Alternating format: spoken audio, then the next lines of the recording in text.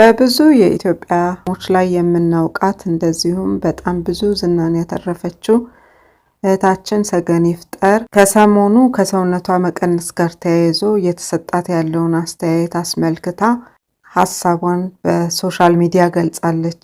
እቺ እህታችን ወደ ክርስትናው ከመጣች በኋላ ስለ ኢየሱስ በብዙ በመናገር የምናውቃት እህታችን ስትሆን አሁን ባለችበት የሰውነት መቀነስ ሁኔታ ውስጥ ሰዎች ከእምነቷ ጋር አያይዘው እየተናገሩ ያሉትን ነገር በማንሳት የራሷን አስተያየት ሰጥታለች።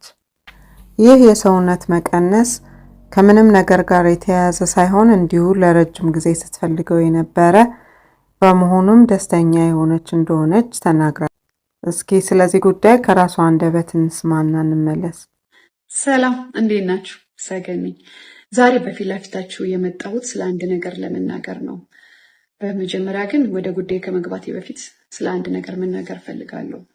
እሱም ምንድን ነው?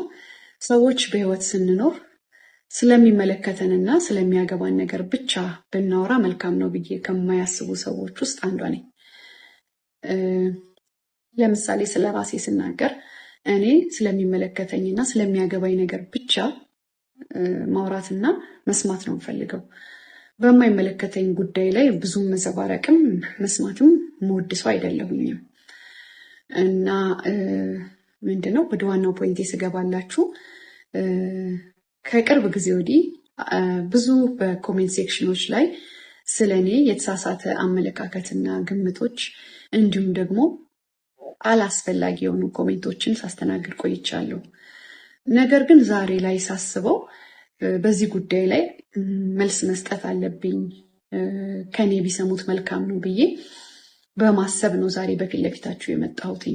እሱ ምንድነው ከቅርብ ጊዜ ወዲህ ያው በምለቃቸው ቪዲዮዎች ላይ የተለያዩ መልካምም መጥፎም የሆኑ ኮሜንቶችን እየተመለከትኩኝ ነው። ዛሬ ግን መልስ መስጠት የፈለግኩት ስለኔ መልካምና ቀን ልብ ላላችሁ ለምትወዱኝና ለምታከብሩኝ የቲክታክ የሶሻል ሚዲያ ቤተሰቦቼ ነው ዛሬ ለእናንተ ለመመለስ በፊት ለፊታችሁ የመጣሁትኝ። እሱም ምንድነው በመጀመሪያ ከኔ ሳይሆን ከእግዚአብሔር ነው ሁሉ ነገርና እግዚአብሔር ክብሩን ይውሰድ፣ እግዚአብሔር ይመስገን።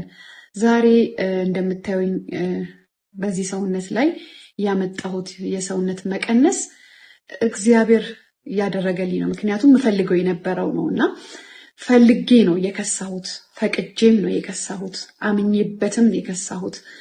ምንም አይነት የጤና እክል ሳይኖርብኝ በስፖርት እና በምግብ ነው ዛሬ የምፈልገው ኪሎ ላይ ደረስኩትና እግዚአብሔር ይመስገን። አንዳንድ ሰዎች ኮሜንት ላይ እንደሚሰጡት ቀላል ነገር አይደለም፣ ብዙ ልፋት ይፈልጋል። በዛ ቻሌንጆች ውስጥ አልፌ ነው ዛሬ የምፈልገው ደረጃ ላይ የደረስኩትና ለዚህ ደግሞ እግዚአብሔር ይመስገን። ብዙ ሰዎች ምናልባት እኔን ለማሸማቀቅ፣ አንገት ለማስደፋት አላስፈላጊ የሆኑ ኮሜንቶችን ሲሰጡኝ ቆይተዋል። የሚገርማችሁ ነገር እኔ በእንደዚህ አይነት ነገር የምሸማቀቅና አንገት የምደፋ ሰው አይደለሁኝም። እግዚአብሔር ይመስገን።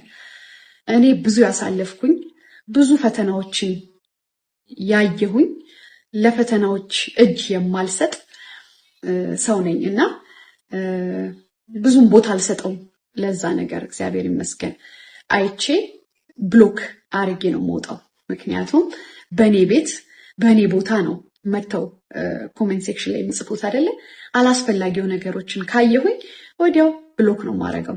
ሌላ ትርፍ ንግግርም አልነጋገርም፣ አላስተናግድም። ምክንያቱም የአእምሮዬን ሰላም መጠበቅ ስለምፈልግ መጽሐፍ ቅዱስም ከምትሰሙትና ከምታዩት ተጠበቁ ስለሚል ማለት ነውና ውድ ቤተሰቦቼ እኔ በጣም ደህና ነኝ፣ እግዚአብሔር ይመስገን። ምንም አይነት በሽታም አልያዘኝም።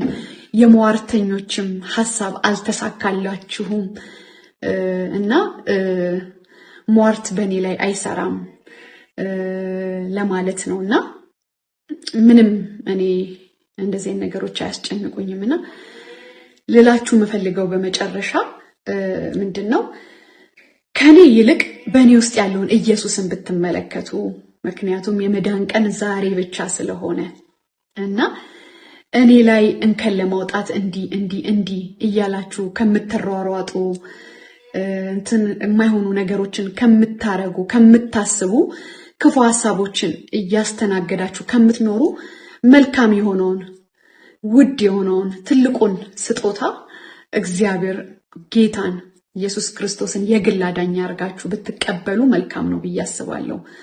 በመጨረሻ ነው ላስተላልፍላችሁ መፈልገውና በጣም ወዳችኋለሁኝ። ተባረኩ። አመሰግናለሁ። ጌታ ሁል ጊዜ ደግሞ ከኔ ጋር ነው። ባይ ብታቁትና ብትሰሙት ይጠቅማችኋል ያልነውን ይዘንላችሁ መተናል። ስላዳመጣችሁ እናመሰግናለን። ሰብስክራይብ፣ ሼር እና ላይክ ማድረግ አትርሱ። ሻሎም